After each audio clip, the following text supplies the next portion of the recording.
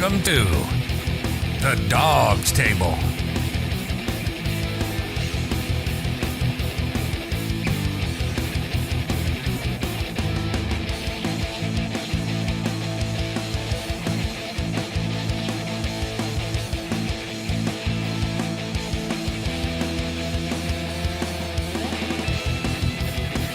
Get access to special guests,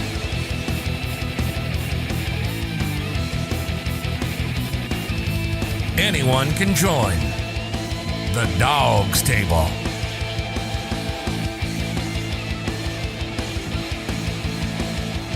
Find the link to join the show in the comments when we go live every Tuesday on YouTube, on Facebook,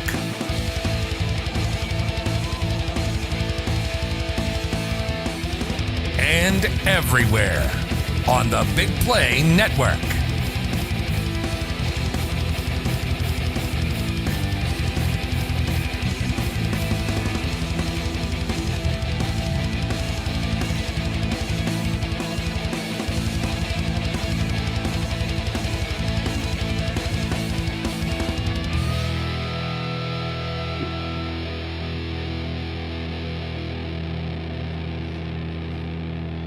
Here's your hosts.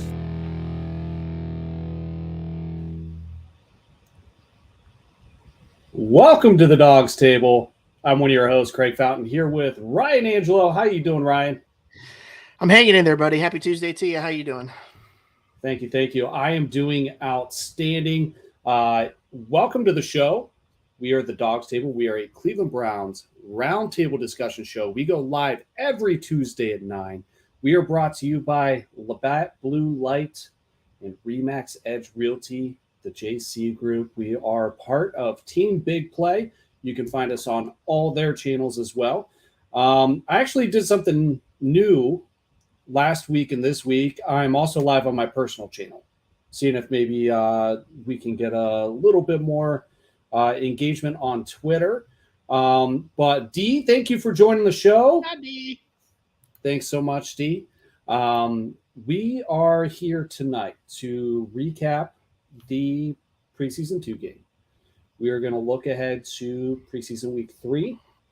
There are certainly some things going on that we can talk about, we can debate, we can discuss. And like I said, we're a roundtable discussion show. So here's the cool thing about our show. If you are on Facebook or YouTube, you can comment on the show wherever you're watching it. We can display and interact with your comments. You can roast us, ask us questions, tell us we're right, tell us we're wrong, give us your opinions, and we can display and interact with those. Another reason I went live on my personal channel, Ryan, is I'm hoping that I can get some of my Twitter trolls to interact with the show, because I bet you none of these avatars have the balls to click on a link to join the show. So no balls. Zero balls. Zero balls. All bat, no balls. Yeah. Craig, thanks for joining the show. Norman, thank you for joining the show. Craig, how are you guys? Good evening. Did any of you guys watching the show go to the preseason game? Norman, I know you're out west, so I doubt you went. D, Craig, anybody? You guys go? It was a rainy one, right? Or it looked to be a rainy one. And I was actually really curious to see how this game would shake out, especially with the weather. You had the MGK concert at First Energy Stadium, right? And they put the sod down. They did the grass and it wasn't down as long as it was supposed to be. So the field conditions, were up in the air. Like, is it going to be Soldier Field or is it going to be a normal football field? Right. Craig said he watched it. Yes, we lost by 1. Now, there's a lot of takeaways we can take from this game, a lot of cool stuff, and we'll get into that. We did not see any of the starters, though, which was clearly by design. I am still of the opinion that Brissett should be getting a metric shit ton of reps in the preseason before week 3. even. I understand. You guys like to tell me that I'm wrong, and Stefanski only does week 3, blah blah blah blah blah. I get that, but given the circumstances, in my opinion, if there was a time to deviate from that, it would be when you were planning to trot out a quarterback to be your starter that has had limited reps in his entire career. It's not that risky. Yes, Browns and Bears game is at home. I saw somebody else thinking that it was an away game. It is at home. Maybe I'll go see that one. I actually had tickets. I tried to give you guys away some tickets for the preseason game. I couldn't give them away. Ryan, were you able to give yours away? No, you have club seats. I got club seats and no takers. No takers. Red Leg, thanks for joining buddy? Show. We're going to post the link in the comments to join the show soon, so we'll get to talk about it. But yeah, Ryan, I think Brissett should be playing snaps in the preseason. I think that he should be getting prepared. I think he needs to see the field. I think he needs to get the reps, even if they're conservative mental reps on the field. Snap the ball. Just get kind of in the groove. That's my opinion. I think that the Browns are doing Brissett and the team a disservice by not putting Brissett out there. Again, I understand. I see our viewer count going up. I understand that that's not what Stefanski normally does. I believe that we should deviate. Brian, you kind of shook your head. Do you disagree with me? No, I agree. I mean, I think it's, it's a double-edged sword. Obviously, he's probably trying to avoid an injury and being put in a even worse quarterback situation than we are. But at the same time, the guy's got to get reps, like you said. I mean, it's definitely interesting how they're handling it. It's such a tough thing. I mean, I understand both sides of it, but I definitely agree that he needs to have, at least play him a quarter or something like that, Like give him a quarter in each game until you decide that you're going to play him a little bit longer, maybe even a little bit more. I don't know, but it's going to be interesting to see how he looks in the third one for sure.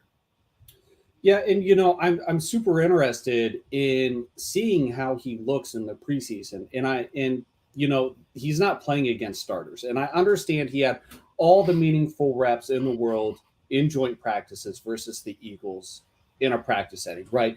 The argument is it's a more controlled environment. You can minimize the risk of injury and things of that nature. That being said, I would still like to see him on the field for the preseason.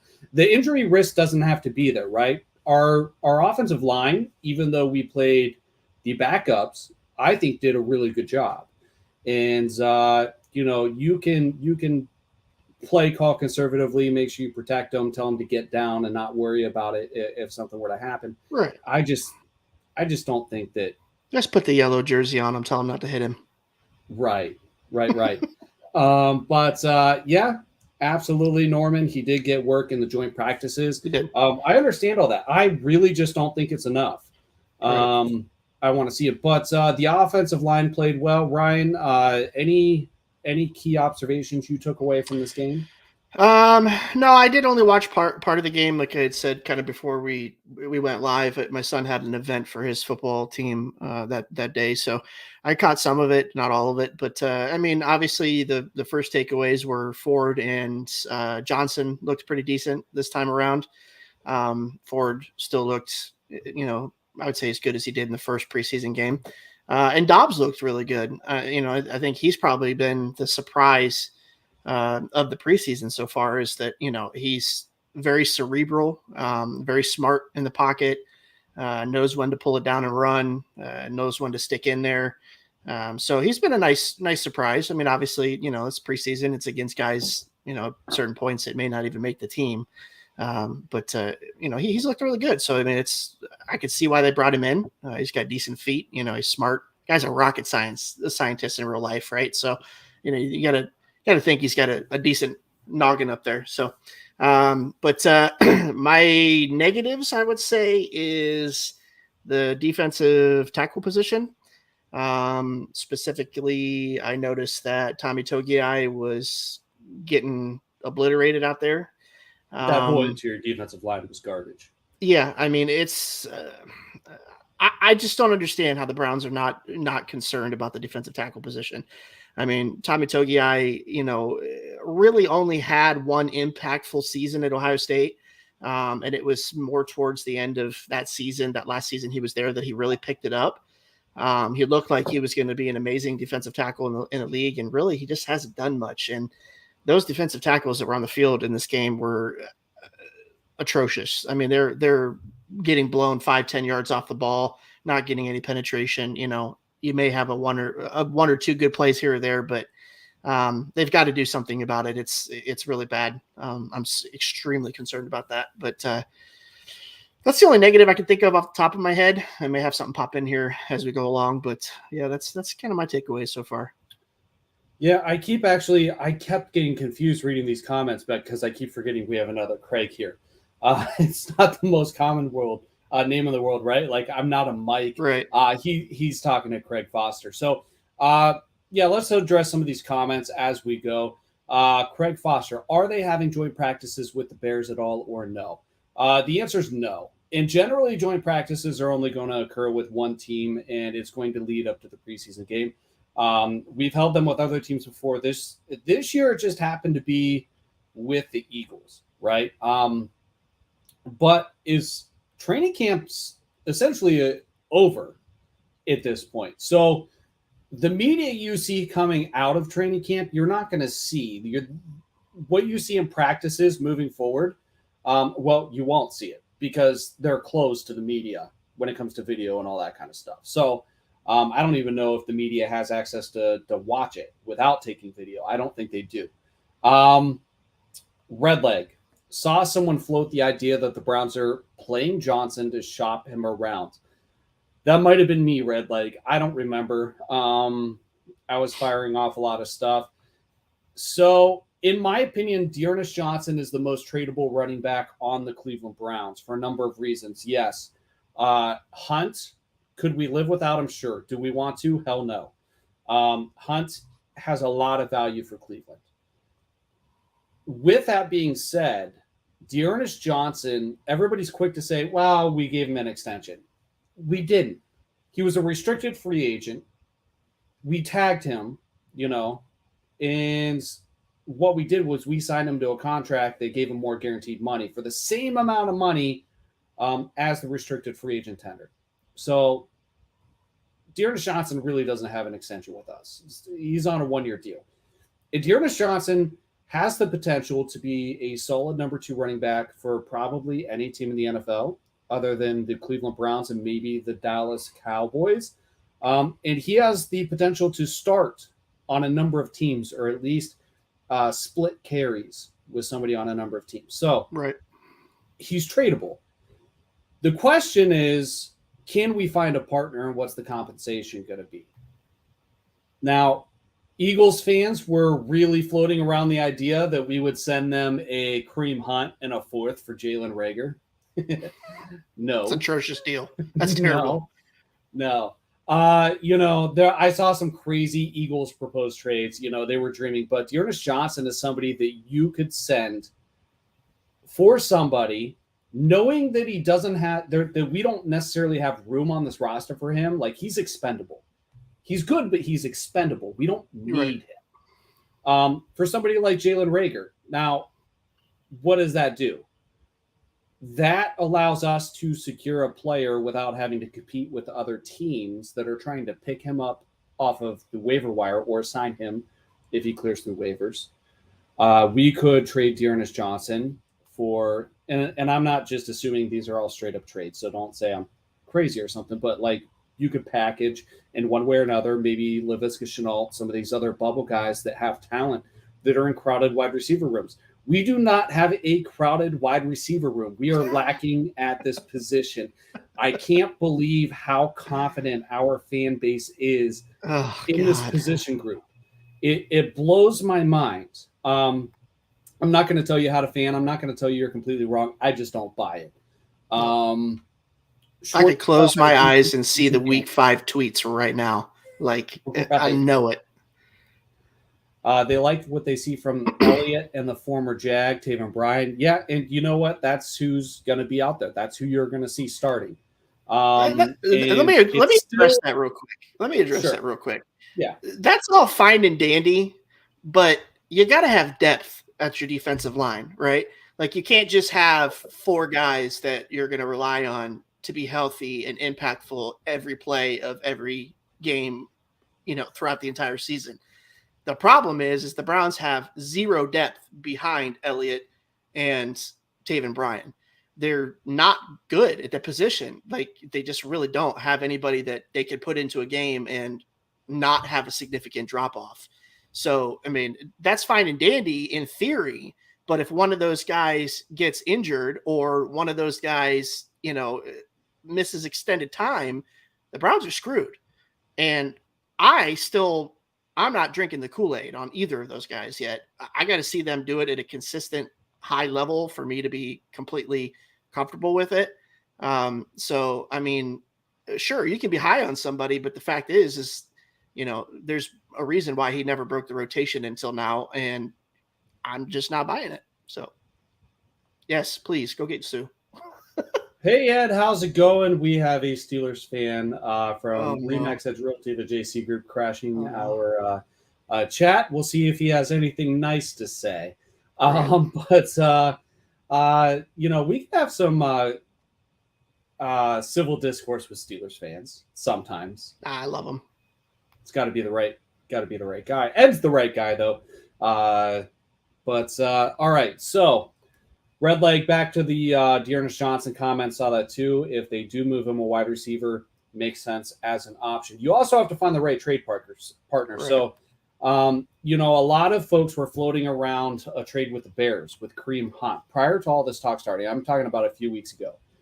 The Bears have David Montgomery. Like they're not gonna blow your doors off with some trade offer for Kareem Hunt and give up some great wide receiver. Chris Spann is in the house. Welcome, Chris. Thanks for joining the show. Craig, Ryan and I were actually discussing this prior to the show before we went live. I don't think any of these reports were substantiated or reputable. That being said, you're going to see a Heavy on Browns article tomorrow that says proposed trade sends, or whatever. But actually, it wouldn't be a trade because he doesn't have a team. But, it's an idea.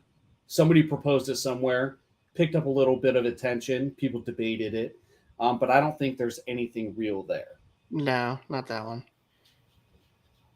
Norman, I am extremely concerned about our wide receiver room. I think that I've said it 100 times, Norman, so you've heard me say this before, and I think you disagree with me, and that's okay. Norman is one of our best viewers. He's been with us since the beginning. We consistently disagree on things, but we can have civil discourse, right? Like we can talk about these things. Right. We can get past those things. Amari Cooper to me is not a true wide receiver 1. To me, he is a low end 1, high end 2. I'm DPJ to me is a 3, not really a 2. He has a high ceiling, but it's going to take time. And I don't know. It's still unknown if he's going to get there. After that, we are crowning David Bell as the next Jarvis Landry. It's optimistic. I can see why people want to do that, but I'm going to approach this one with caution. Right. I can look past his poor testing at the combine. I see what the Browns saw in him. He's sure-handed. But, if there's one thing Andrew Berry has in common with Bill Belichick, it's they can't fucking draft a wide receiver. I'm sorry. I'm disappointed in Norman for this take. And I'm going to say this because, Norman, we normally agree on things. But I'm going to have to come after you on this one, bud. This is very surprising with this wide receiver take that you got coming in here. They got a receiver and a bucket of chicken wings on that team right now, and we're hoping that it's going to turn out to be a receiver and 3 gold nuggets that we can throw around out there. But Norman's normally He's normally on pace with me, but on this one, he's not. And I'm kind of concerned. Norman, are you okay? Is there something we need to do for you this evening? Like, is everything all right on your side of the world? Let me just check that first, because I'm just kidding, buddy. But that I've been clamoring for it all year, all off season. And, like Chris says here, it boggles my mind. You've got the second most cap space in the NFL right now. And, I know they want to carry some of that over because they've got cap stuff going on next year, but the cap space is a myth. It always has been. It always will be. They can always move money around. They always come up with millions and millions of dollars when they need to. So, that argument is kind of moot point to me. But, to have that glaring of a weakness at defensive tackle and wide receiver is mind-boggling to me. Like, I will be absolutely shocked if we get anything of substance from Anthony Schwartz this year. Just saying. So if you're a Browns fan and you're hoping for it, I hope I'm wrong. I pray that I'm wrong because, prepare to be disappointed. And here's the thing, like, I feel like we're getting a negative start to the show. Like, we sound like we're just bitching and moaning and being here's the thing. Again, we tend to overvalue or undervalue players especially in the off season. We expect more production than they can reasonably bring to the table. And sometimes we panic a little bit when it comes to other players. With that being said, that's what kind of separates the, when you're a fan, right? Part of the fun is the optimism, right? Like, everybody's right. 0-0. We look at the potential some of these guys have. We're not trying to rain on your parade. I think we're just, pointing out the glaring weaknesses on this team. Like, we can talk about other position groups and be like, oh, we're fucking stacked, right? We don't have to worry about anything here. Norman says, Cooper, when targeted a lot, is productive. DPJ will benefit from the attention Cooper will get, and Bell will be a chain mover. I'm not disagreeing with you. I'm just saying, temper your expectations. I'm not saying get rid of them completely, right? But we can all acknowledge that Amari Cooper is not Stephon Diggs, Justin Jefferson, Cooper Kupp, a bona fide number one receiver, right? He's disappointed essentially with the Raiders earlier in his career, and Dallas felt that it was okay to move on from him. And that's something to keep in mind. I think that DPJ will benefit from the attention Cooper has, and Bell will be a chain mover, sure. So is Joe Juravicious. So, there's been a lot of chain movers. Pessimism is not a weakness. Norman, I will fight you on this one. I am never going to fluff you, Norman. I am never going to blow smoke up your ass. I'll tell you that right now. Never happening. It's not coming for me, bud.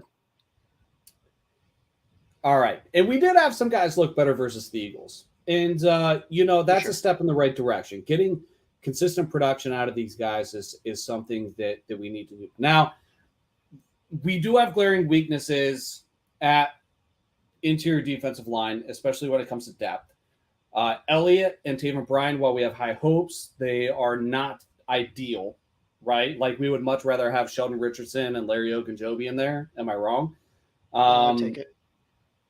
But I don't know that the Browns are all in on this year. And I don't blame them for that.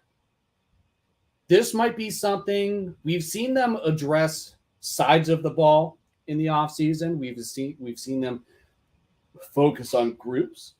Yeah. Right? I think next year's the all-in year. So I don't know what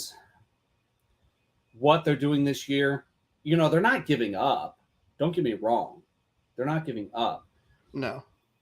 But a defensive tackle, historically, the Andrew Berry doesn't value interior defensive line. No, not at all. So we're already behind the 8 ball there. And for that, really, he isn't. He doesn't really value linebackers, top tier linebackers either. We haven't talked about the TE tight end room yet. Red Leg, we will get there. Don't worry. Yeah. D said, I'm not sold on Schwartz yet. Just don't see it. Hope it gets better.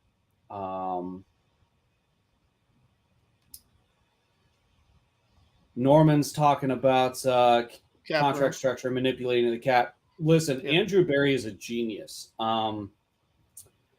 If he can be smarter than whatever they're doing in New Orleans, that would be awesome, because New Orleans finds a way to get under the cap, even though every offseason before they touch a single free agent, they're $70 million over.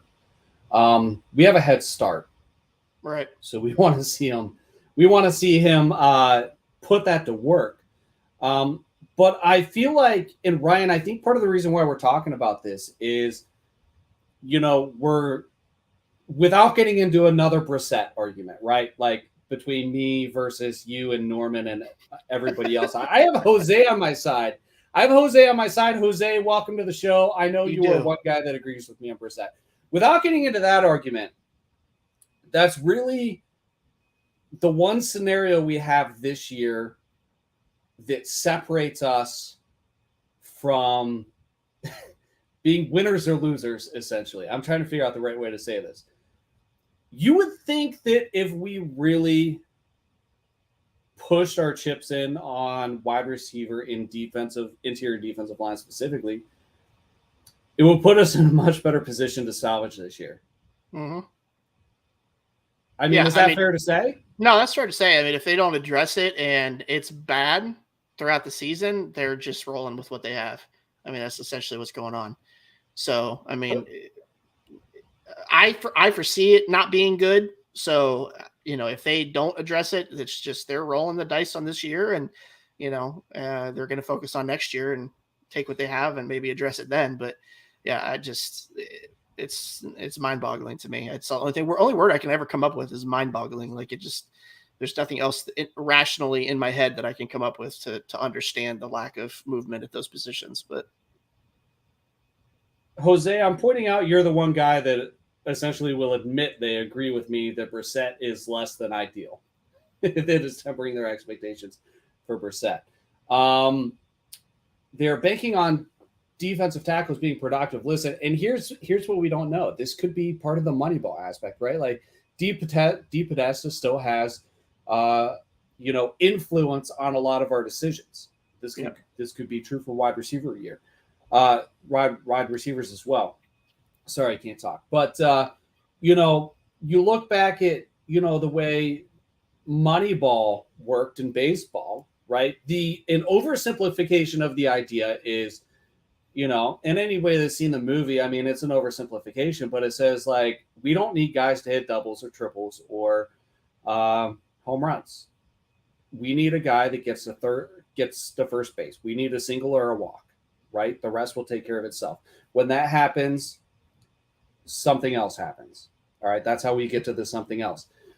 Maybe they don't think we need to move the ball 10 yards downfield. Maybe they're saying, hey, if we can complete 3.5 yard passes, that's a first down. I don't know. We don't need touchdowns. Sure. I mean, that's great in fourth and fifth grade tackle football.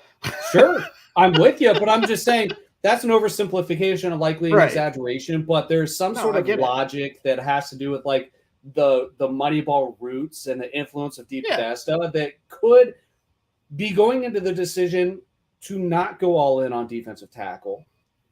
Maybe they've learned something with having Landry and OBJ from an analytics standpoint that says we don't need those guys. We just need guys that can, get 4 yards down the field, pick up a gain of 4. I don't know. I don't know what it is. I'm not saying that's what it is. I'm just saying we are clearly not on the same page as the front office. No, for sure. Yes, Jose, that was the argument I was attempting not to get into. I was just pointing out that one person here agreed with me. Oh, the disrespect towards Brissett. Norman's rapping now. That rhymed. He's good with a talented roster. We don't know. He's had good rosters. Has he really, though? I mean, what are you looking for? Wide receiver talent while we're on the conversation? I don't know. I don't think he's ever played behind an offensive line as talented as ours or had running backs as good as ours. I mean, that could be argued, I think. But I know your feelings on the subject. We won't get into that full argument. But I wouldn't say he's push us there. Jose's going to push us there. People fall back on the idea that if we had average QB play last year, we would have made playoffs. It's a new year. AFC is a gauntlet. For sure. Craig agrees with you. 5-2 with the Colts prior to team injuries. But see, that's the thing I don't understand about the not addressing your needs situation, like the Moneyball aspect of like Moneyball doesn't work in the NFL. You have to pay to win. Like if that's what's going on, I want to clarify that. I'm going to get a bunch of I'm speculating as well.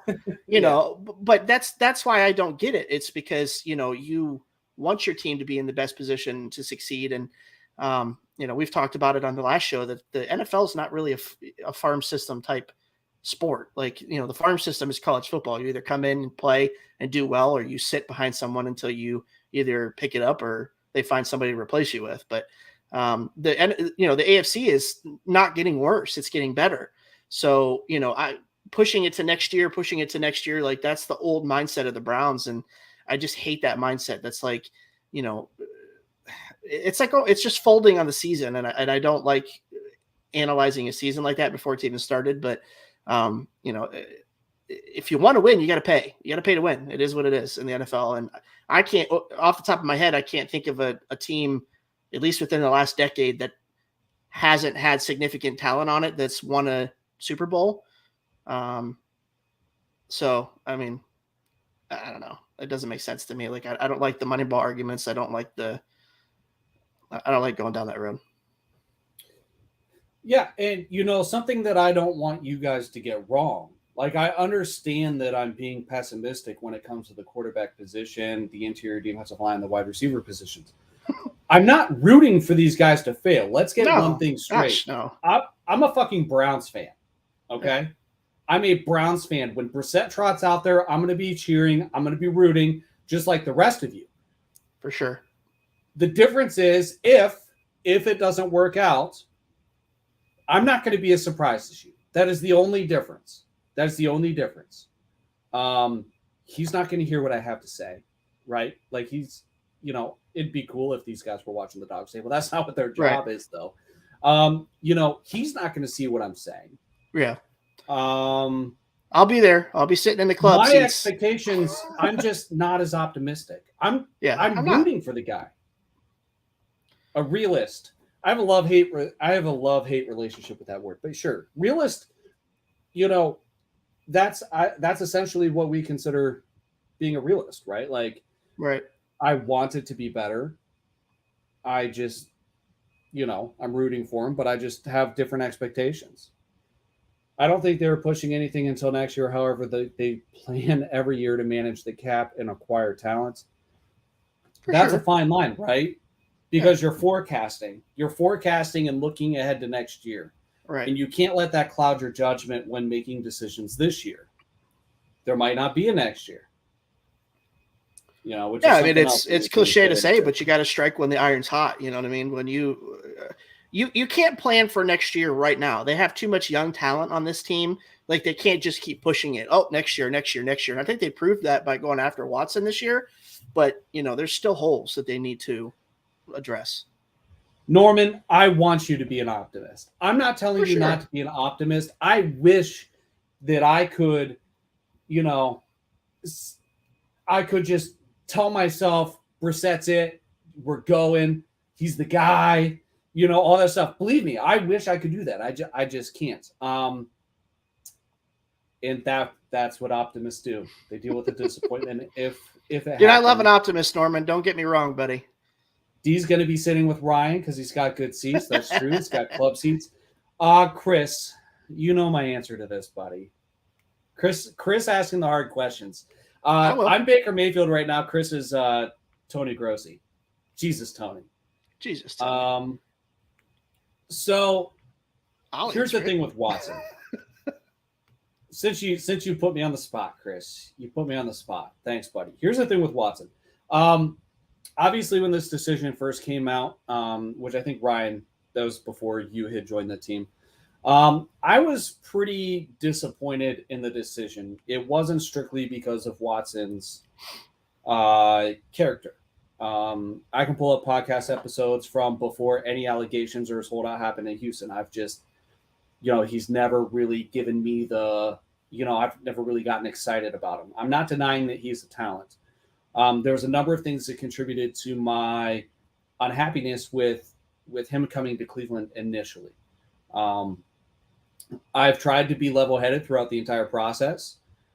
Tried to separate the moral and professional sports, apart. And I think I've been pretty neutral. I will cheer for Watson in the Browns. But here's the thing. It doesn't necessarily mean I'm going to fanboy over Watson, right? Like if you're waiting for me, if you're bookmarking all of my tweets, waiting for me to be like, oh, Watson's my dude, I'm wearing my Watson jersey, and you're going to be like, oh, did you get packed up for this yet? No, you will not see that. But I'm rooting for Watson and the Browns. What's interesting to me is I think that we've been seeing this progression with the fans base where I've said this before, it's like politics. Each side keeps kind of digging in further and further and further. And the only thing worse than picking a side is being in the middle. That's so just society so right now. That's society with everything. There is no such. You could literally ask people what's so bad about agreeing with some things from one side and other things from the other side. Everything's wrong with it. Right. So yes, I will cheer for Watson and the Browns. But what's interesting is everybody wants to associate somebody that isn't praising Watson as a human being, so to speak. I'm trying not to exaggerate there, but supporting Watson as a human being, they're a Baker bro, right? The assumption is they just love Baker and they're rooting for a player, not a team. The irony there to me is that many of the people that are on the other side are rooting for a player. It just so happens to be on their team. I don't know. To me, it's a little weird, but I'll root for Watson and the Browns. They go together. And when Watson leaves, I'll root for the Browns and the next guy. Does it mean I'm not a real Browns fan if I wish Baker good luck as long as he's not playing the Browns? Absolutely not. Absolutely not. Chris, I'm with you. Cheer for him as a fan of the sport and my team. And you try to separate some of the. I haven't heard this one before.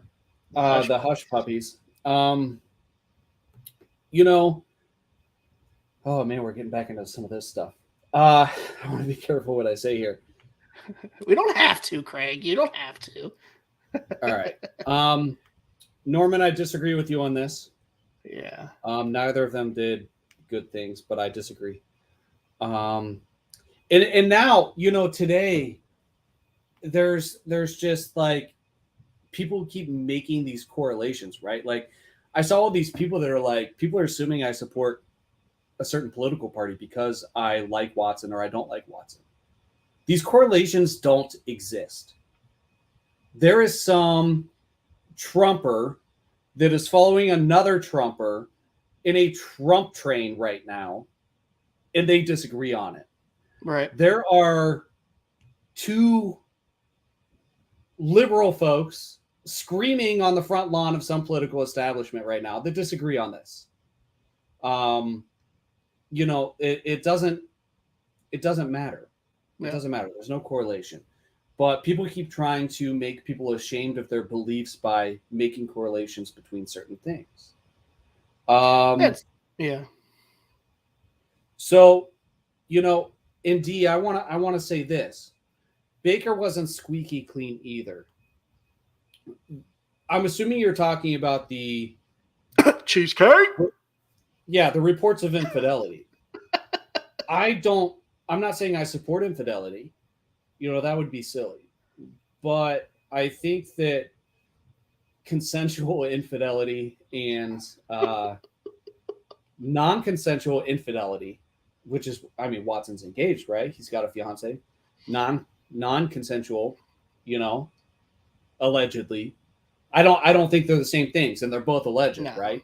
Yeah. Does anybody actually have proof that Baker cheated on his wife? No. I think Does there was like a anybody have? screenshot of like a DM on Twitter or Well, the Insta chick or went something on a like that. radio show and talked about it, but Oh just yeah, because she says something, again, this is where it doesn't make sense because the same people are arguing that you can't just go off of what some chick tells somebody, are saying, well, Baker did this. The only evidence is a chick saying it, right? for sure. Yeah, there's allegations. I just think the seriousness of them, I think it's a little bit different. Listen, everybody's going to have their own opinions. I mean, it is what it is. That's just society right now. I mean, we're so split as a society, and it's me versus you versus me, and pretty much everything in life right now. So it is okay, as much as the media and other people tell you that it's not okay to have your own opinion. It is okay to have your own opinion. Yeah, you're allowed to have your own opinion. I'm allowed to have mine. Craig's allowed to have his. and we Dee's allowed want to have you hers. to have your own, right? Like For we're sure. we are putting your statements up on the screen, even if you disagree with us. We're not hiding from that. For sure. Sorry, I didn't mean to interrupt you, Ryan. No, you're good. I felt like that's I all. needed I to mean, say that. as much as it's a me versus you thing in society, I mean, it is okay to have your own opinion, but it doesn't make somebody else wrong for having their own opinion. It's when it goes to the extreme. It's if you root for him, then you must be okay with these types of acts against women, or that kind of stuff, and that's just unfair to put on somebody. It's not logical. It doesn't make sense.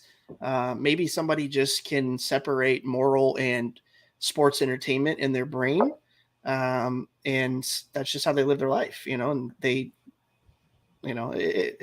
it's a double-edged sword, but it's where we're at, unfortunately. There's another element to this, right? Like I can look at somebody that says these allegations don't bother me. I don't understand that personally because I don't think that way, but I can empathize. Right. I can see, okay, I see how somebody can make 2 + 2 = 4. We don't all think the same way, or life would be really boring. I also don't blame people for wanting to not, some people feel so strongly about this that they don't even want to be a fan of a team that they've loved for decades.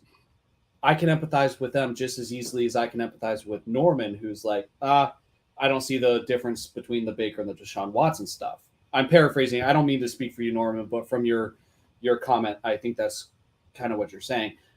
And some of that is just worldview, right? It's perspective, it's paradigm. I think these are completely different, like so far on the other end of the spectrum. Like to me, I can't make that work in my brain, but I can empathize with you and not blame you and not tell you how to fan. Now, if you're an avatar trolling me on Twitter, I'm probably going to tell you to go fuck yourself and tell you why. But, if you're, Norman, we have normal conversations. Norman still didn't watch the Blake Weiner video. You did not. Yeah, watch that video, but man. Come on, Norman. I expect better of you. We posted a clip of that throughout the week because that subject came up again. That got quite a few hits. I wouldn't get too hung up on the verbiage. It depends on what kind of sexual assault. By the NFL's definition, it was sexual assault, if I remember correctly. I don't know so much about the legal sense. I'm not qualified to say that. Oh, man. Be nice, Jose. I'm not going to put that one up. Red Leg's still here. The ground truth is that every fan has to work out the Watson situation on their own. The path is a winding one for most. And listen, the best thing you can do is say to yourself, this is how I feel. Acknowledge that other people feel differently and kind of move on. Now, there are certain things that are extremely unnecessary. For one, if I would have saw that sign that was going around on social media of the dad and his son at the game, if I used those tickets I couldn't give away, I probably would have ripped it from his hands and ripped it in half. Don't care. I cannot logically put 2 and 2 together there to where somebody would support that. I'm a proponent of free speech, and I don't agree with censorship, but there's a time and the place. I believe he has the right to say what he said, Right. but not at First Energy Stadium, where I wish I could take even my teenager, but I know that I can't, even though I'm a pretty, I'm not like sheltering my children, but I'm still not taking them to Browns Stadium. I'm just not doing it. Justin, thanks for joining the show. What's up, Justin? How are you? 27 players will be cut next week. Kenny, listen, we are going to get into that for sure.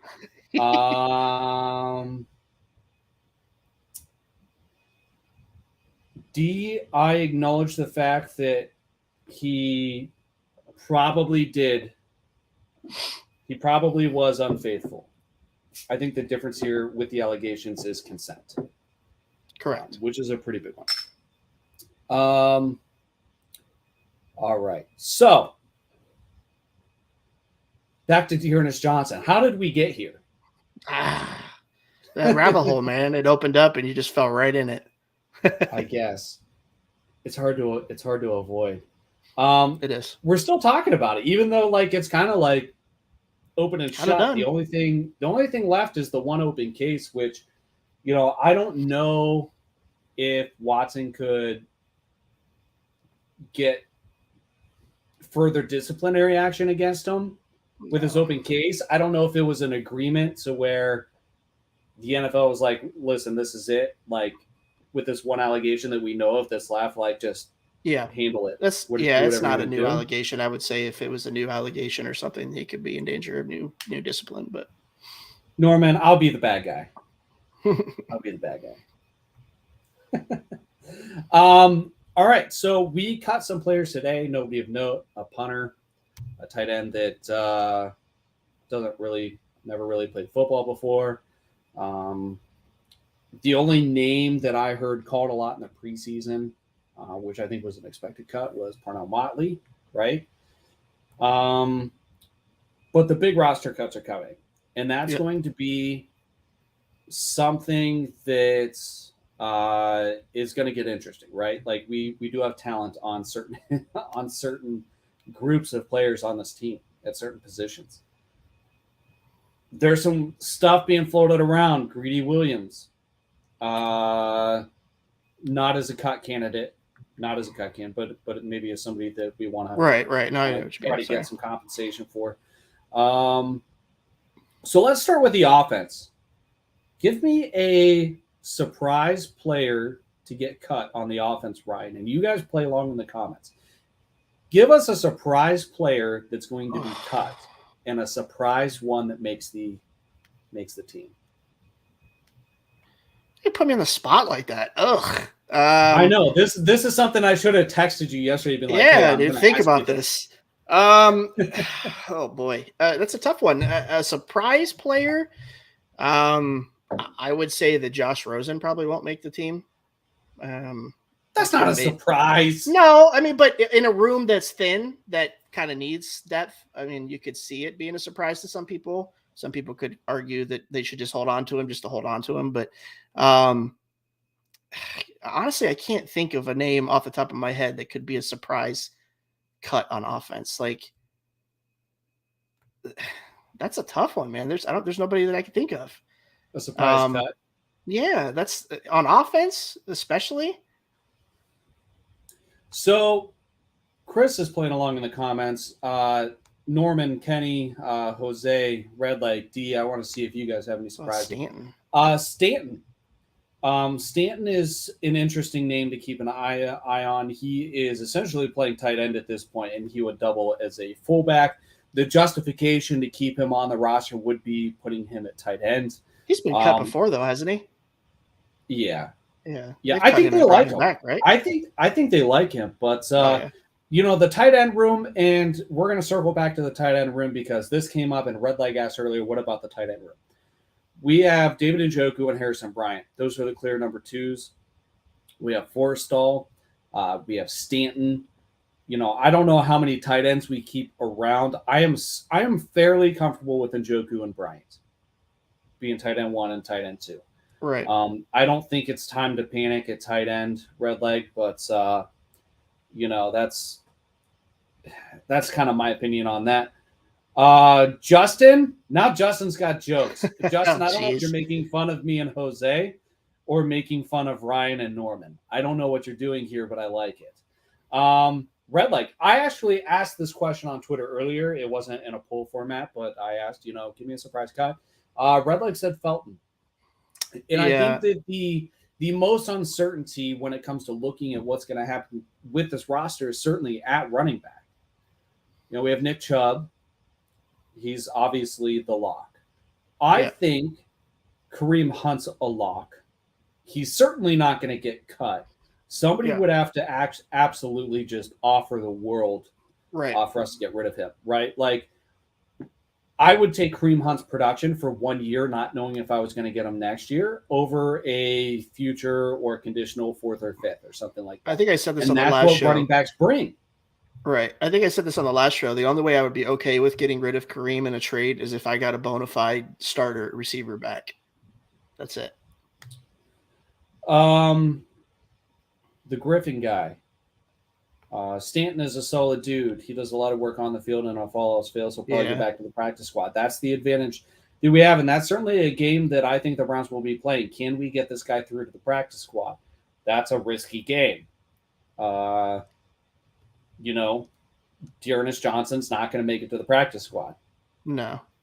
Felton, possibly. I think Felton was probably in a lot more danger prior to Jakeem Grant getting injured. I think they're going to utilize him more in the return game now because of Grant not being in the fold. He was looking like the odd man out to me before that, but he's definitely going to be needed in the return game now. I don't think they have anybody else that's a clear returner, and he's done it for us before. So prior to the Grant injury, yes, I would have argued him that he's probably the odd man out, but not now. I don't think he's going to get cut. So, Justin, the joke was we were trying not to get into another argument about Brissett because, I'm tempering my optimism and Ryan's preparing to be disappointed just in case. You said Brissett would be a surprise cut. I just assumed you were joking. Because I know he's not going to get cut. Felton is going to be one of the wide receivers. It's possible, but that's also a crowded room. I mean, do you take Felton over Javon Wims? Do you take Felton over Harley Jr.? And there's other guys that we could probably get to the practice squad that they clearly like Bradley and stuff, but the running back room is just so hard. There's such a surplus there. It's a bad problem to have. Felton's not a receiver, though. If Felton goes, who returns kicks and punts? Bradley? Schwartz, even though he didn't do it in college? Could he catch the kickoff? Right. With his elbows. I mean, come on. Yeah. Why don't you get the boy? God, so big head and little arms. Jesus. Anyways, I got really distracted there for a second. I know. I'm sorry. I threw that one in there. Oh, all right. We found the pessimist in the room. I was defending myself as not being a pessimist. Justin's like, we're getting 4 wins. Honestly, I'm preparing for a top 12 pick for the Texans this coming season. Isn't that about where Watson was drafted? Watch him get another Watson the top 12 pick. Schwartz as if he had catching a cold. Yes. I don't know. I want Schwartz to be good so bad, but so do I. We knew he was raw when we brought him in, right? We talked about this last week. You can't coach the speed. Nope. It seems like he can get open, right? He's figured out how to run the routes. He can get open. The problem is when he does, the ball hits him in both his hands. He's got to hang on to it. And not just in practice. He's got to do it in games. Yeah. All right, Norman. So we're going to carry 6 wide receivers. So Amari Cooper, DPJ, David Bell. There's your first 3. Those are a lock. Schwartz. A lot of folks are talking about Felton being essentially a wide receiver. whether I don't know if he's going to be listed on the depth chart or not, but that's the justification, right? That would be for Javon Wims. I really feel like Javon Wims is a guy that could make this team. And I like Harley Jr. I don't know. What do you think, Ryan? I mean, it happens to the best of us, Steve. Somebody's going to be saying this about for sure. in about 8 weeks. Is Bradley still there, right?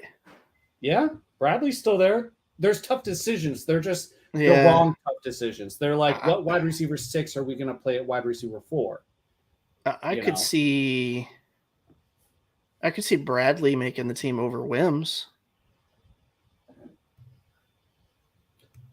But bringing Baker into it. Oh, Jesus. I'm not going to fall down into this rabbit hole. Although, Don't do it. All right. I don't. Oh yeah, and then there's Woods too. Has stuff to say about this today. There's Woods. There's Woods. Yes, you have Woods. You have Woods. You have Wims. You have Harley. You have Bradley. You have Schwartz. You have Felton. You have Amari Cooper. You have DPJ. There's 8. I could see 6. I could see 6. I could make an argument. Listen, Norman, if you throw the bone, it's really hard not to go chase it. To answer Chris's question, I don't believe Woods is out for any significant injuries. I think it was more of a soft tissue strain, if I remember correctly. But I could be wrong. I've been wrong before. Just a hamstring injury? Yeah. It can be argued that Schwartz has had he's talking about Schwartz being improved this offseason. Yeah. All right. So defense. Do you have a surprising cut and a surprising guy that makes the team on defense? Play this in the comments too. Let us know who's your surprise cut on defense and a surprise guy to make the team. I would like to say Tommy Togiai just based on how he's done, but I think he'll probably stay because they're so. Cut? Yeah, he's going to stay because they're so thin at that position. That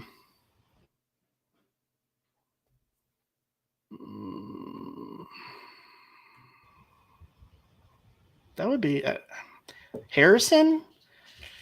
They just paid to bring him back though, didn't they? All right, Norman. I actually had this run through my mind. I don't know. I don't feel like we can. He's like a fill-in linebacker. He plays too close to the line of scrimmage. I don't see it. All right. Perfect timing. Oh, man, I missed the text message. That wasn't perfect timing. Barry's asking for the link as Justin's talking about hookers and below.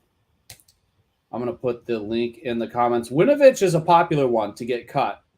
I think it would be surprising. I'm putting the link in the comments for you guys on YouTube and Facebook. If you want to join the show, we're not going to go too much longer, but we can do that. We have not seen Eason Winstop in action. Norman, here's your Norman. What are you watching, Norman? he's so optimistic. He's like, we're keeping them all. I love them all. Love you, Norman. I love you, buddy. I think that the Browns are going to hang on to Isaac Rochelle. Is that a surprise? Yes. No. No, really? No. I think I think they brought him in to keep him. Fair enough. I like it. Winovich, I'm torn on. I mean, really, if we cut him, it's basically like we cut Mac Wilson, but Emerson. All right, listen. No way. There was reports that some of the Eagle guys were impressed with Emerson to the point where they're like, "You stole this guy. You stole this guy. Highway robbery in the 3rd round. He's a freak." I've got one. Oh. What about Taki? Do you think he has a solidified role on this team? Oh, you're going to piss off Redleg with that one. Redleg, are you still here? I mean, honestly, does he have a solidified role in this rotation? Yes. You think so? Linebacker. Okay. I could see them getting rid of him and bringing in somebody veteran. Wide receiver and defensive tackle are the weakest position groups on our team, I think. Right. If we keep special teams out of the equation and who's returning punts and kicks, I think linebacker is the third. Center.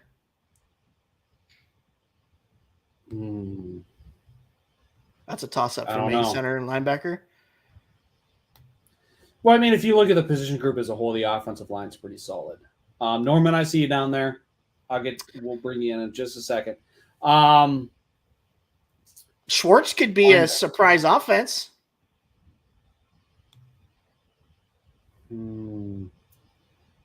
This is why we don't get paid the big bucks.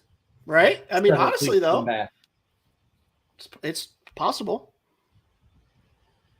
I'm torn. Dude, nothing shocks me. Nothing shocks me.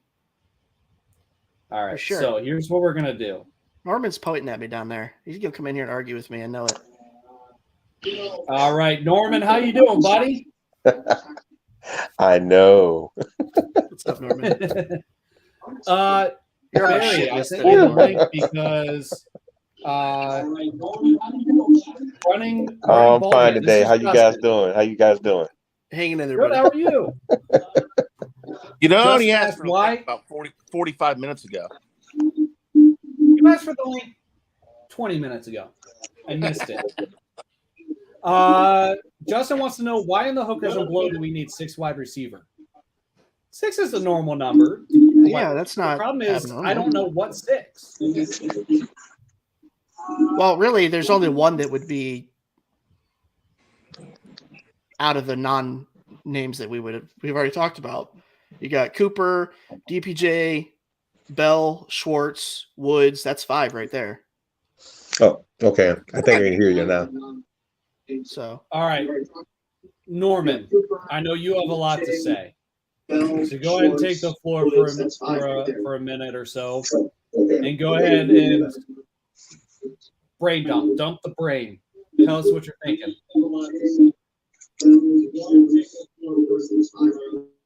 I turn your TV down. I don't think it's the TV. I think it's us talking. Okay. Like I said, I think we're going to carry 6 wide receivers. Oh. Okay. Can you hear me? Yep. Yeah. Okay. I think we're going to carry 6 wide receivers. And I really feel that Felton's going to be one of those 6 because they don't want to get rid of him as far as letting them go test the free agent market, anything like that. So I really think they're going to hang on to him. Harrison, the reason why I said he could be a surprise cut, because it would be a surprise, I think, is the fact that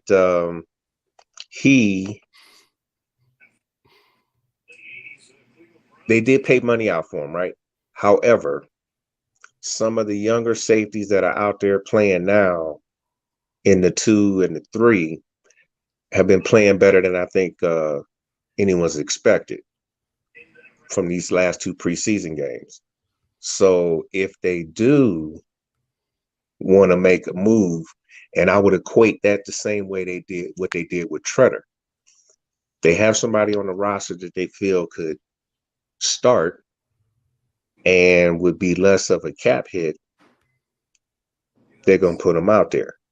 And I think bringing Harrison back at the time was sort of a let's cover our ass type move. But now they might just do it. Harrison's cap hit's only $1 million. Yeah. Can you guys hear me? Yeah, we can hear you. He's an unrestricted point, BJ. I mean, they gained not letting him go.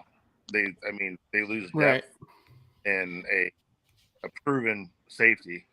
That definitely can play. Right.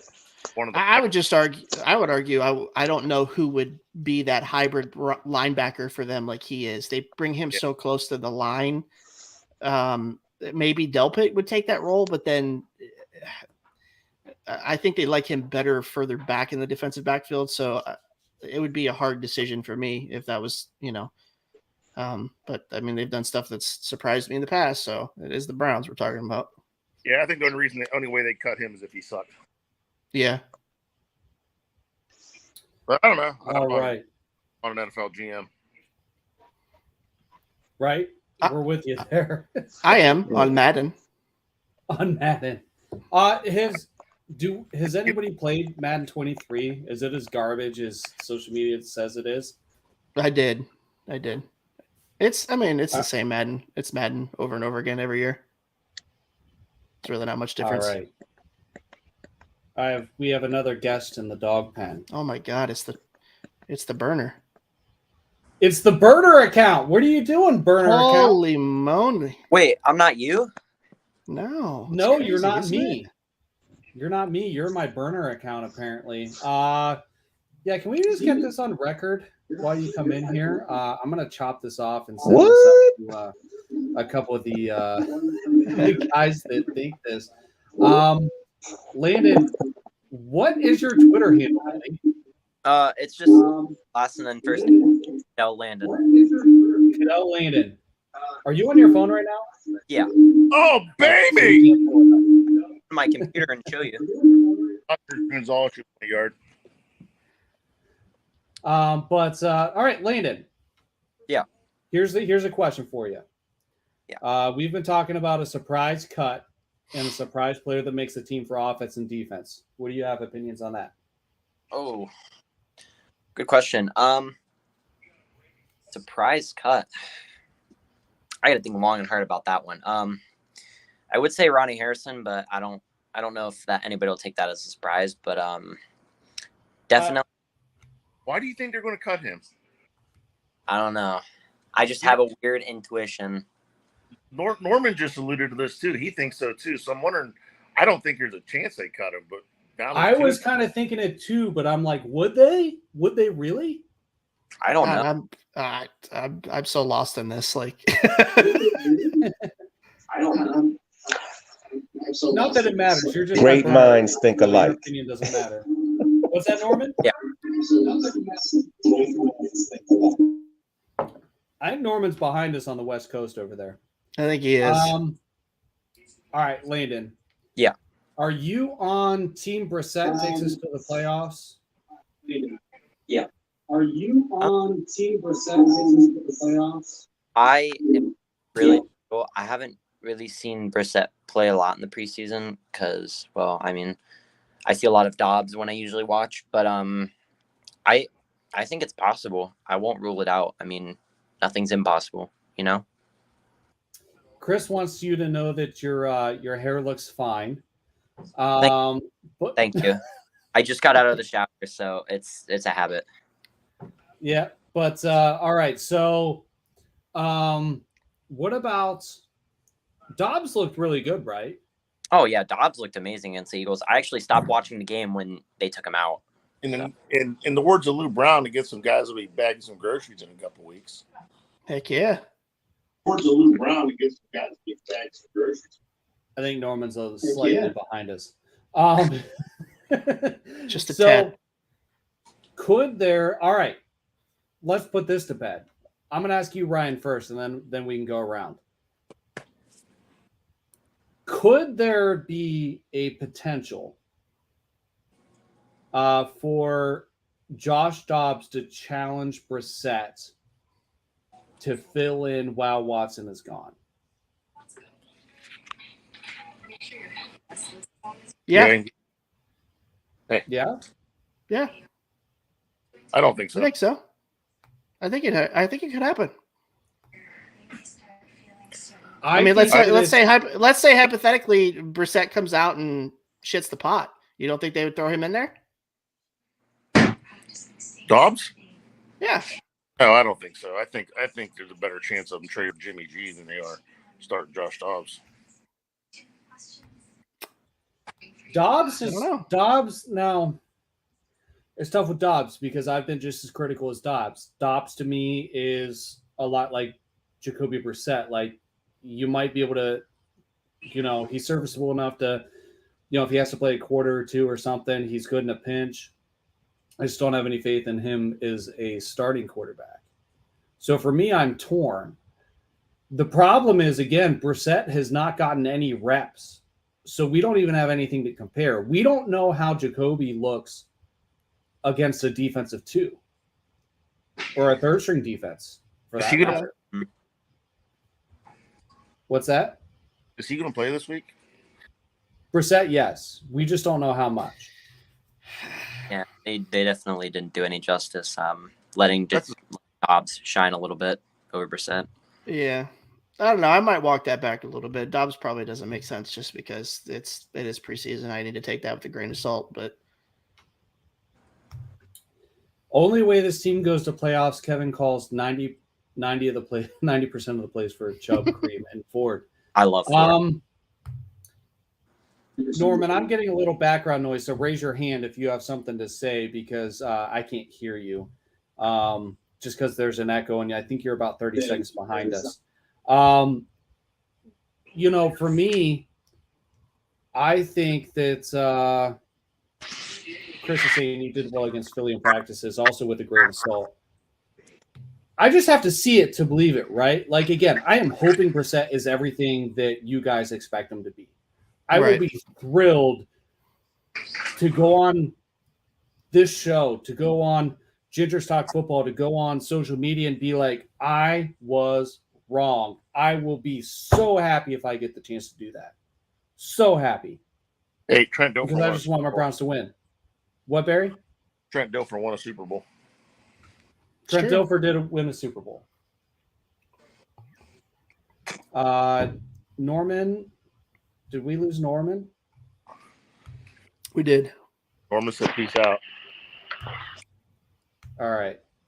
I think we lost Norman. We'll see if he comes back. Are we just rambling on tonight, or do we get started late? What's that? I said, are we just rambling on tonight, or do we get started late? Yes and no. We started going live at 9 every Tuesday. Yeah. So this is the normal carryover from, we've been running over an hour. Before the show, me and Ryan are like going over stuff to talk about. And we're like, I don't know if we can fill an hour tonight. And then we end up on here for 2. Because the comments keep us going. That's the best thing about this show, right? Like you guys can comment, you can come on the show, you can do all those things. And oh man. Smoking the good stuff. Share it with me. I want that optimism. I want it. Sorry, Ryan, you can go ahead and put that comment up. I think Which we both one? clicked at the same time. That ain't good. What happened? Oh boy. Okay. The Ravens allowed the second least amount of points ever as a defense that year. He's not wrong. Trent Dilfer was a former Brown. He's a legend, okay? Nobody should ever wear his number. All right, Landon. Why are we talking about Trent Dilfer right now? But he's still doing. Because Barry said that Super Bowl's been won with Trent Dilfer. We don't need anything over the edge. All right, I'm going to put Landon on the spot here because he's Gen Z and was born long after this happened. I'm going to clip this up and embarrass you just because you're my son, not my burner account. But should players in Cleveland be allowed to wear number 19?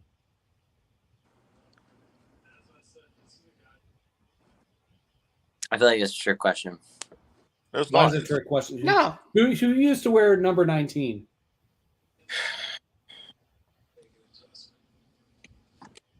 I can't think of it off the top of my head. I'm so worn out from soccer tonight. I'm sorry. Bernie Kosar, man. Kosar. Okay, he's never mind. Then no. I don't know. We have like 12 or 14 Hall of Famers, and only 3 numbers are retired. Jose says Brissett is the 4.5 out of 10 sitting at the other end of the bar, only at 2:15 a.m. It's last call, and Barry says that's the best that's here right now. Hey, Somebody Hey, still see takes what that guy happens. home. I'm just saying. You scored. Oh man, There's Jim always McMahon somebody did that'll win take the a- 4.5. right. I don't think. Manning. Listen, I don't Go think ahead, we're BJ. take us to the Super Bowl. I think anybody who thinks that is nuts. I do think he's serviceable. I would have much rather him been serviceable for 6 games or 7 games, not For sure. 11. For sure. But I think 11 we're really pushing it for him. But I still think that chips fall right, they'd be okay. Yeah. And there's also the chance out there that they're just calling a bluff on San Francisco and trying to get Jimmy G for nothing. So, I mean, Jimmy G can't do playoffs. Yeah. Norman just popped back up. What's up, Norman? Can you hear us now? Yeah, I can hear you fine. Can you hear me? Okay. Yes. Sorry for the technical difficulties. Anything you want to chime in on what we've been talking about? Let's see. One, I am not on the Jimmy G train at all. The dude would be a cap killer for us. He hasn't been throwing in practice, so his shoulder, as far as anyone outside of the 49ers is concerned, is not healthy yet. He wouldn't even be able to start for us week 1 if they made the trade tomorrow. So, and then the other part of it is, and I'm not calling him trash or anything like that, but he didn't single-handedly, get the 49ers to that Super Bowl. Most of it was that defense in the running game.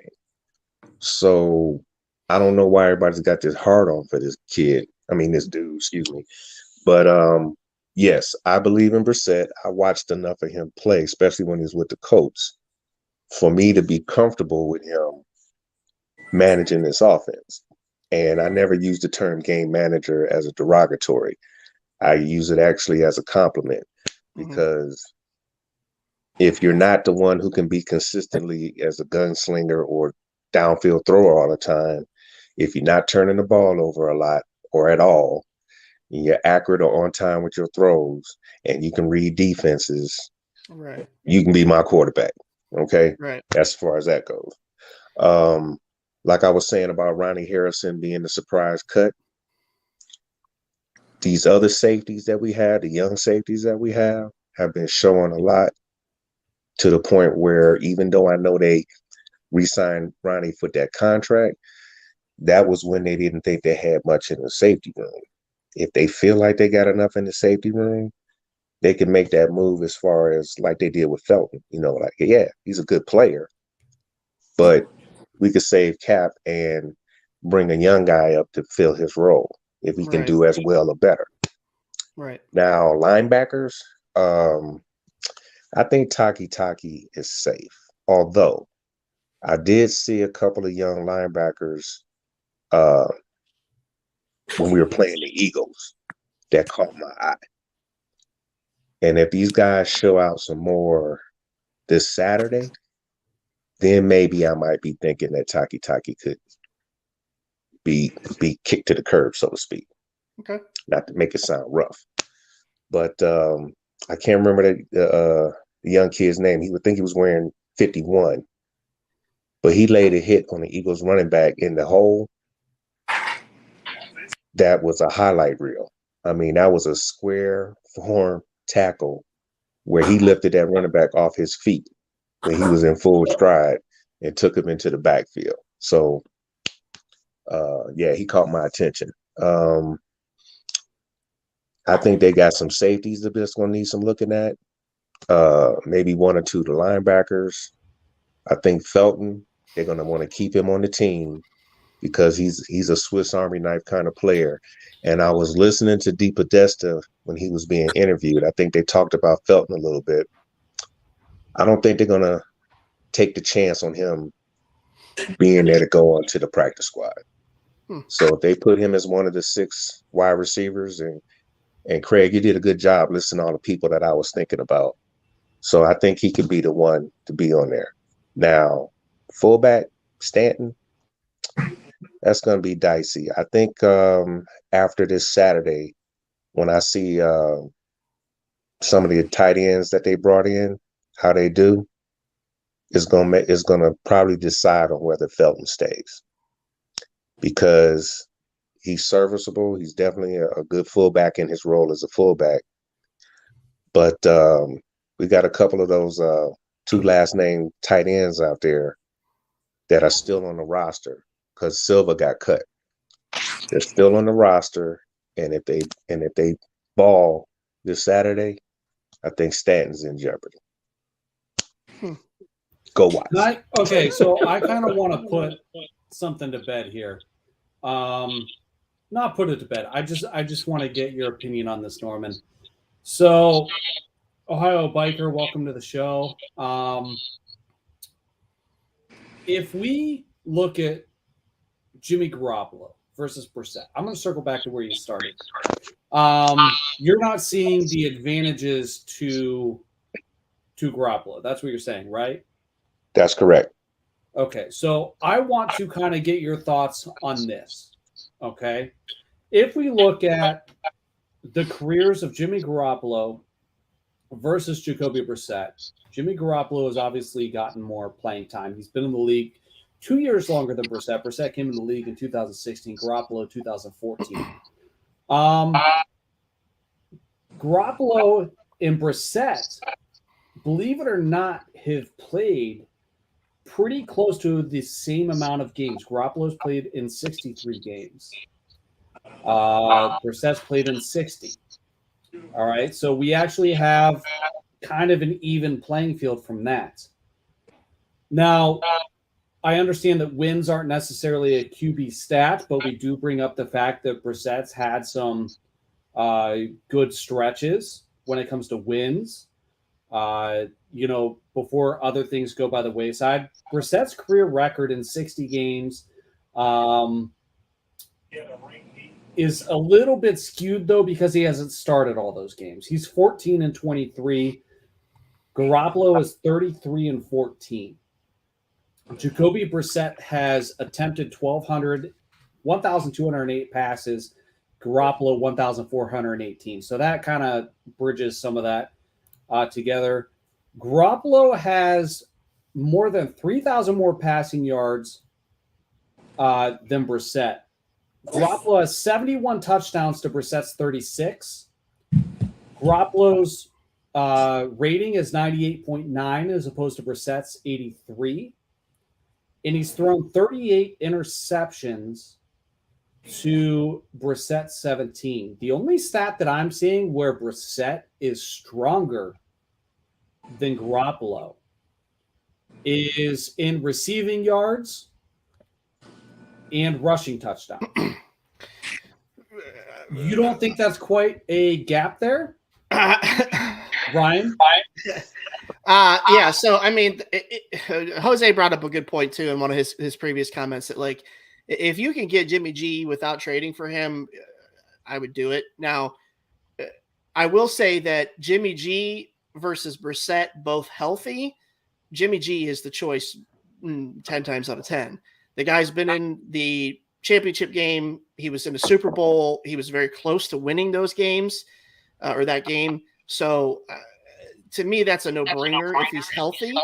And if you can get him, if you can get him for cheap, who's to say they can't bring him in and, he's cut, bring him in and cheap and see. Yeah. Why not have Brissett back up Jimmy G? That's what I'm saying. If you can get him and he's healthy, I would want him starting over Brissett. I'm just saying we are looking at box scores, right? We are looking at statistics, analytics, and we are saying Brissett looks good on paper. Again, I've actually reached out to the Colts fan bases, the Dolphins fan bases. I've gotten their opinions that are absent statistics box score. I don't think that any Colts fans or Dolphins fans have like some personal vendetta against Brissett where they're just like, I'm going to trash him for every other fan base that ever comes into contact with them. But if you look at it on paper and you compound that, and Garoppolo's twice the quarterback Brissett is, I just don't understand why it's a discussion. I understand that there's financial ramifications. That's my beef. Okay, so what's the financial ramification? The financial ramifications is that Jimmy G has a $24 million cap number somewhere in that ballpark. Right. But here's the thing. We're not going to absorb that. And we're $40 million under the cap. Right. And, yeah, but you got to balance that off of next year. What's he under for next? We tanked our own market. We tanked our own market that we can take advantage of with Baker Mayfield because we're paying most of his salary. Right. We got nothing for him. What's Jimmy G's contract next year? I'll pull it up.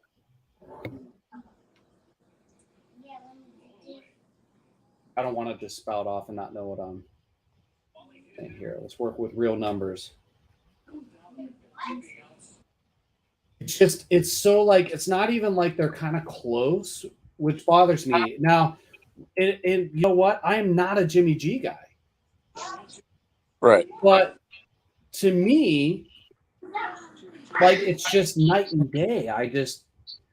So he's under contract in San Francisco through the end of this year. He's got a $24.2 million base salary this year. Next year, he's an unrestricted free agent.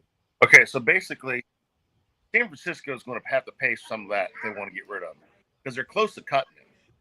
He's not going to be on their. He's got $2 million in dead cap, and his cap hits 26.9. So essentially, they're in a situation like we were with Baker, where we were going to pay him a bunch of money to keep him on the roster, and instead we would rather pay part of his salary than get nothing out of him when he's a free agent next year. Actually, we could have gotten a comp pick for him next year.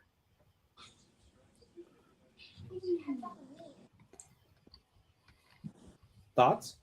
Anybody? Can we get a comp pick for? Yeah. No. No. No. No. What do you got to say to that, Norm?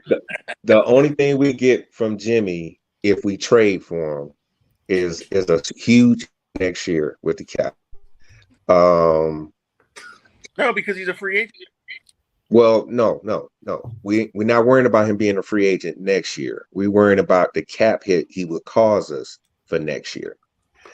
Because it's going to be felt. If we take him and we even if we took half his contract, you add that to what we're already paying Baker, that's too much, because that's gonna have at least what we have now. He would be a free agent next year. Oh, I know, but the thing is, he won't be on the team next year. Right, but he won't have a cap hit next year because he's a free agent. The cap hit. No. What I'm saying though is follow me. What I'm saying. The extra cap that we have now that we're really going to need to roll over the next year, we're going to lose half of that trading for Jimmy G. He's saying that we have cap space available now, but that doesn't mean we should use it now. He's saying we should roll that over to next year instead of using it now. I get it. Because we need it because of the talent we have on our roster, and we need to keep our talent around. How do we That's roll correct. Now, if he becomes a free agent, then I'm not opposed to him getting a friendly deal with the team and coming in. But the thing I want you guys to remember, what is the number where you're like, okay, it's worth it to sign Jimmy Garoppolo? How? I would say somewhere between I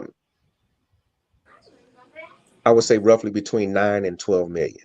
9 and 12 million. Max. So I'm more friendly. I'm more friendly with 8 to 10, actually. So if we could send a pick to San Francisco and get them to pay half his salary, you would support that? See, that's the part when you said pick and pay half his salary. I'm just not feeling that. That's like too much. It's too much for a rental. It's too much for a rental. All right, Barry. Let's get your thoughts on this, Barry. I want to. So, how do we roll cap space over? So, cap space actually gets rolled over if you don't use all of it, or a portion of it. Yeah, absolutely. It's actually an incentive not to use some of it. No shit. Yeah. That changed. I'm sorry, Barry. I didn't mean to cut you off. I'm having such a hard time with this conversation because I hate the cap space argument, because the cap is always manipulated. It's always changed. There's always restructuring that happens. every year. But And We're already Like- talking about restructuring Watson next year, right? That's right. that's So a I popular mean, conversation. I don't. If I can send a 5th round pick and get Jimmy G and you start can't him restructure over, Watson. His money's been guaranteed. If he agrees to it, you can restructure right? it. You can restructure it if he agrees to Right. it. He will if he needs to. He'll get the same Um, money. They'll just give him a new signing bonus next year and stretch it out. Right. I mean, there's always ways that they're gonna do it. The cap just doesn't exist. Hey, It Craig, really drop doesn't. me for a minute. I got to dip out. See you, Norman. Later, buddy. But yeah, I hate that argument. It doesn't make sense to me. Jimmy G is an upgrade over Brissett far and away. 9 or 10 times out of 10, it is what it is. Like if he's healthy, you take him. If you can get him for a 5th round, 6th round pick or something like that, I'll take the cap hit. I don't care. It doesn't matter. The cap can be fixed. It can be moved. It can be switched around. It can be hidden. There's plenty of teams that have overpaid for people that have been able to manipulate their cap. The argument just shouldn't exist to me. I hate it. I hate the argument. Like I hate the over analyzing the cap and this is what each player's. It's dumb because it's always changing. The only can way always it change doesn't it. make sense is when we're talking about cutting players, right? Because of dead Right. cap. Right. Like That's if we were to, and not that we would, but if we were to cut Watson right now, right. $196 million in dead cap, Right. $196 million against the cap this year, right? Yep. Now. Impossible, mathematically impossible. Right. We're talking about possibly winning with Jacoby, but can't grasp that Jimmy is better than Brissett. Oh, I can. You know, Ryan and I are on the same page that Jimmy. And I'm a Brissett fan, Jose. Yeah. So don't get it twisted. I think he would be an easy upgrade over Brissett, and I think Brissett is serviceable. So, I was fine rolling with Brissett if it was, the 6-8 game suspension. But now that we've extended that past the 10 game mark, I think that's where it gets a little iffy. And if you could bring somebody like Jimmy in and he's healthy, I mean, the guy's won. He's played at the highest level. Like, how many NFL quarterbacks can say that right now? I've played in a Super Bowl. Right. And I do want to take this opportunity to correct myself from a few weeks ago because I misspoke. And I mentioned the fact that Garoppolo took the 49ers somewhere before Kaepernick jumped in. That was Alex Smith. I misspoke there. And I'm always the first to be like, I'll say when I'm wrong.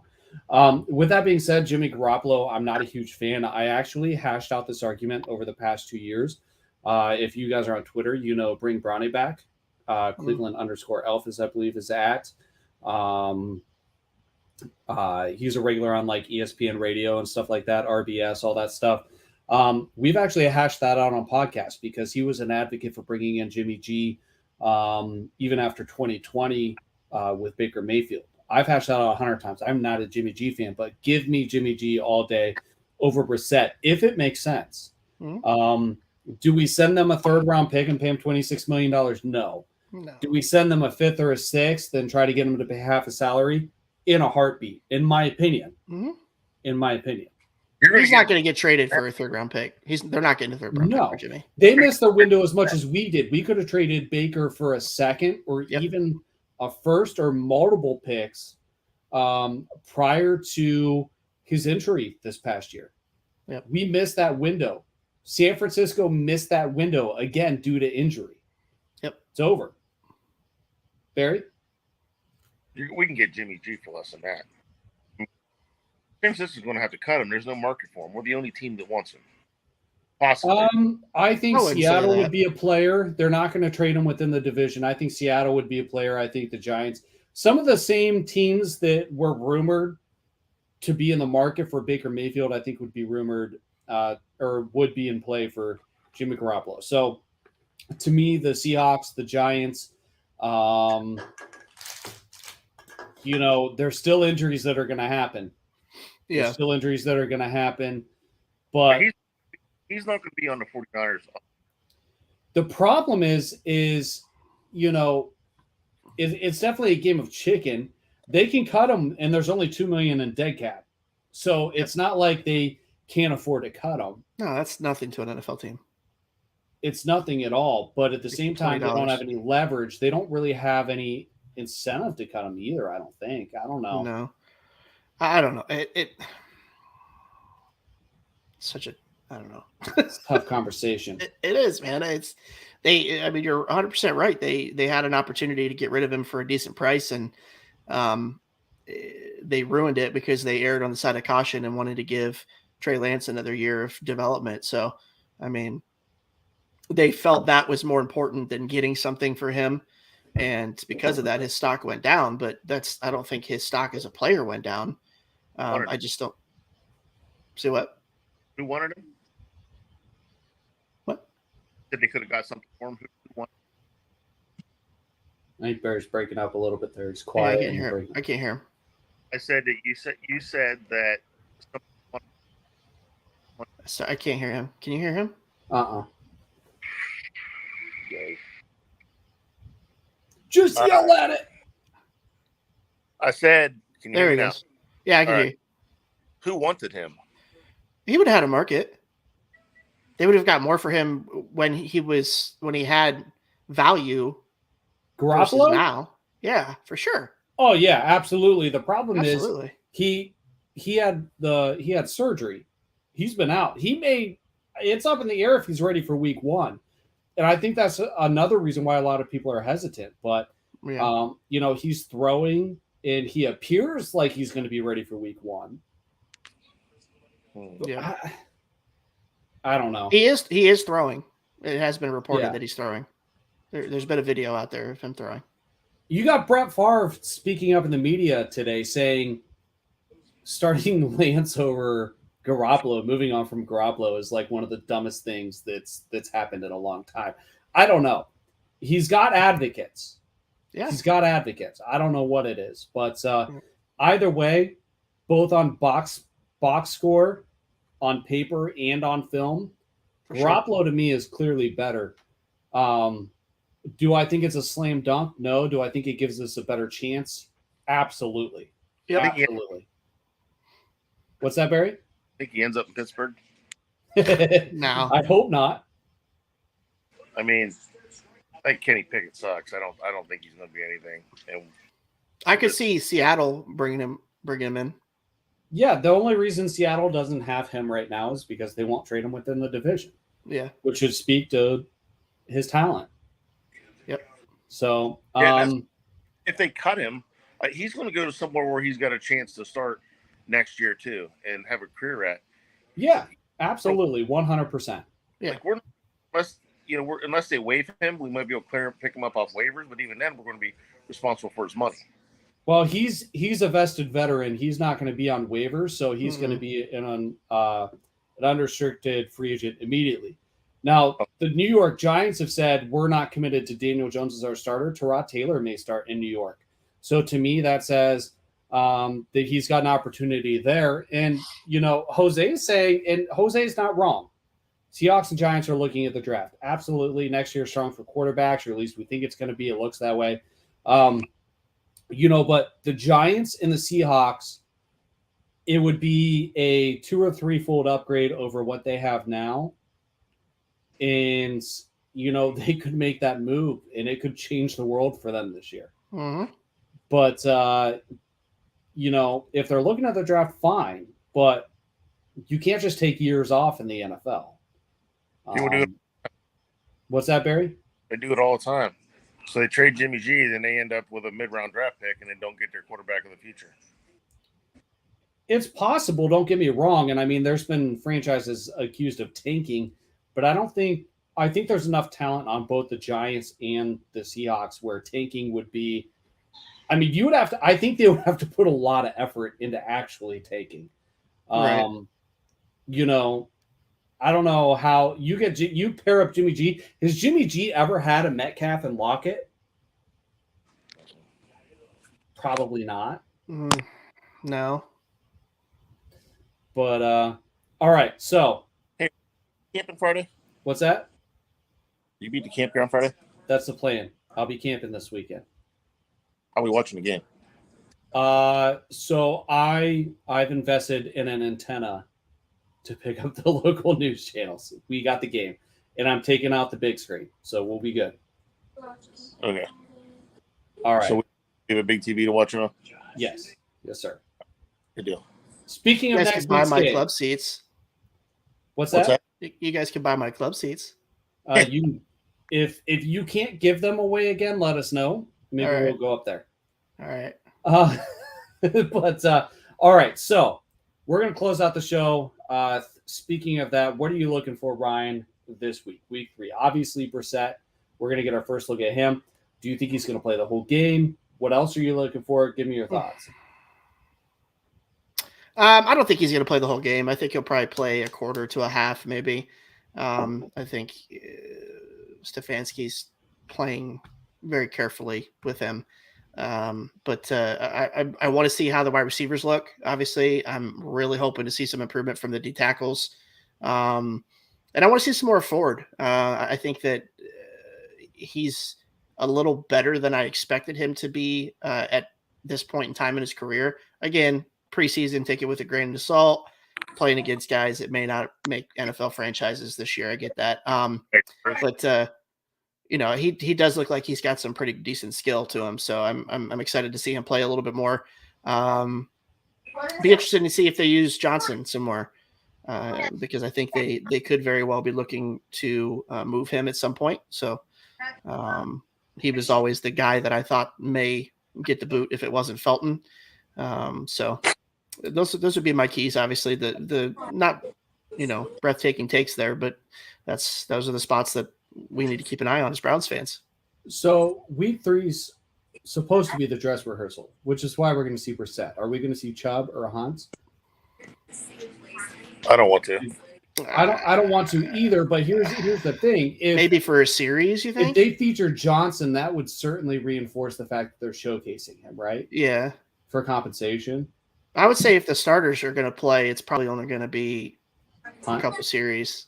I would say. Okay. I mean, I can't see them playing a whole half or a whole game. With the way that Chubb and Hunt have been beat up over the last couple of years, they both missed significant time to injury. Yeah, I just don't. You know what? You got Johnson. Play Johnson. Start Johnson and run the heck out of them two guys. And and heaven forbid one of them goes down, you got the other one. You can let Felton play.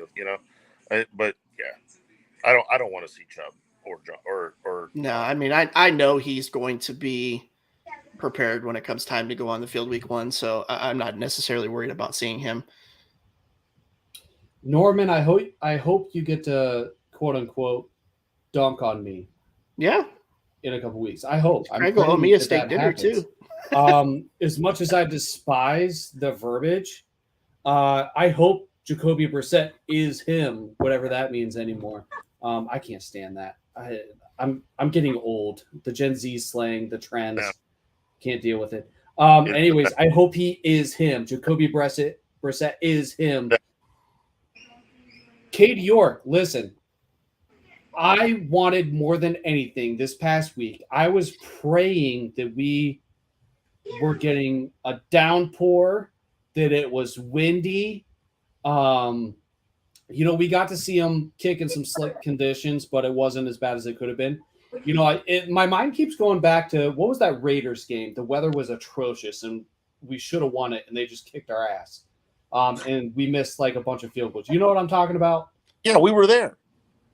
No. Talking about last season? I wasn't there. Was it last season or the season before? Last season was the Baker had a chance to close it out and then didn't do it, and then Carr drove it down and they kicked the field goal, I believe.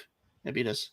It was like hurricane-like conditions, whichever I'm remembering. I don't think that was last year. I don't think it was last year because we were at the Raiders game and Baker wasn't playing. I remember thinking that loss would screw us come playoff time, and it kind of did. So it was 2020. But no, I wanted to see him kick in poor conditions. The weather was a factor in the one game. I mean, it downpoured. It was windy. We missed a bunch of kicks. It was a rough game. It was a weather game. It was a Cleveland game. Go ahead, Barry. They say that like this guy, I read a little bit about it the other day, that he's like obsessed with kicking the football. Like he don't even if he makes an extra point and it's not straight down the middle, he's upset. Yeah, Baker played against the Ravens last year, or the Raiders. Yeah, he was 12 for 25 for 122 yards. I could have swore it was Nick Mullins. Nope. was second Baker. or third to the last game. Nope, it was Baker. Last year? Yeah, bro. Yes. I was there. I was there too. It was Nick Mullins. No, it wasn't. I'm looking at the box score right now. 2021. 16. They beat us 16-6. No, not that game. We played them December 20th last year. Oh, why did I bring up? I brought up. I searched the wrong. Okay, never mind. Yeah, you're correct. Disregard. Okay. Because I remember we had seats that were on the 50-yard line, and we had aisle seats like 3 rows up, and Barry rolls up, buys tickets right outside the front gate for like $5 for nosebleeds, and then stands in the aisle right next to our aisle seats the whole game. That's weird. I searched. Thanks, Ohio Baker. We hope to see you every week. Biker. At 9. Biker. Ohio Biker. Baker. Biker. Baker. Ohio Biker. Thank you. We hope to see you every week. Even though Doink was impressive. See you, Barry. Take it easy, Barry. So yeah, he doinked it from 50+ yards. It hit the upright. But with that being said, I missed it. I must not have been watching, or I must have ran to grab a beer or something. But somebody said he kicked it through the uprights on a kickoff. Yes, he did. The I kid's a kicker. I mean, he's going to be an NFL kicker. Yeah. I mean, I don't his think Twitter bio says "I kick balls." Yeah, I mean, he's got a leg on him, so for sure. It's really weird. I searched the 2021 Browns schedule and it brought that one up for some reason. I don't know why. So, anyways, I'm watching for obviously Brissett. I'm curious to see if any of these snap counts give us any insight to any moves they may or may not make. I want to see more Jerome Ford. I want to see some ballsy play calling. I want to see him really put it down the field, try to do that, especially if Brissett's playing. Okay. But yeah, defense, that interior defensive line. I'm watching. Yeah, I mean, you have to. I mean, are you worried about Winfrey? He was out for reasons, quote unquote. Can he mentally handle this stage? Because the only thing I can think of is he took a mental health day after struggling. Or he just didn't, or he did something like didn't show up to a meeting on time or something like that. I mean, he is a rookie, so they do struggle with things like that. That has happened in the past.